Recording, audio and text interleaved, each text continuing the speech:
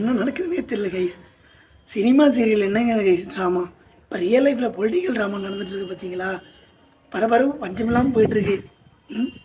ஒரு பக்கம் என்னென்னா, அதிக ஓட்டு வாங்கினவர் அவரால் ஆட்சியில் உட்கார முடியல.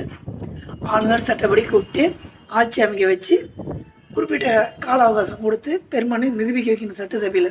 அது பண்ணலை. அது பிஜேபி சதி பண்ணுதான்னு தெரில. இன்னொரு பக்கம் டிவிக்கு ரசிகர்கள், விஜய் ரசிகர்கள், சில டிவிக்கு நிர்வாகிகள் ஏடிஎம்கே கூட்டு சதி பண்ணுதுன்றாங்க. எனக்கு புரியல. ஒரு வேளை இவங்களே வந்து ஹைப்பை ஏற்படுத்தணும்னு நினச்சி கூட்டா பிஜேபி டிவிக்கே சேர்ந்து பண்ணுதானும் தெரில. இல்லைனா பிஜேபி வந்து டிவிக்கே கண்ட்ரோலில் கொண்டு வரணும், அதனால் அலகழிக்கணும்னு பண்ணுறாங்களான்னு தெரில. என்ன நடக்குதுன்னு தெரில. ஒரு வேளை விஜய் சிஎம் போஸ்ட்டில் உட்காருவாரா, உட்கார மாட்டாரா, அப்படின்னா தொங்கு சட்ட சம்பவம் நடக்குமா, இல்லை ரீஎலெக்ஷன் நடக்குமா, ஒன்றுமே புரியல. ஆக மொத்தம் பரபரப்பாக போயிட்டுருக்கு தமிழ்நாட்டோட நிலமை.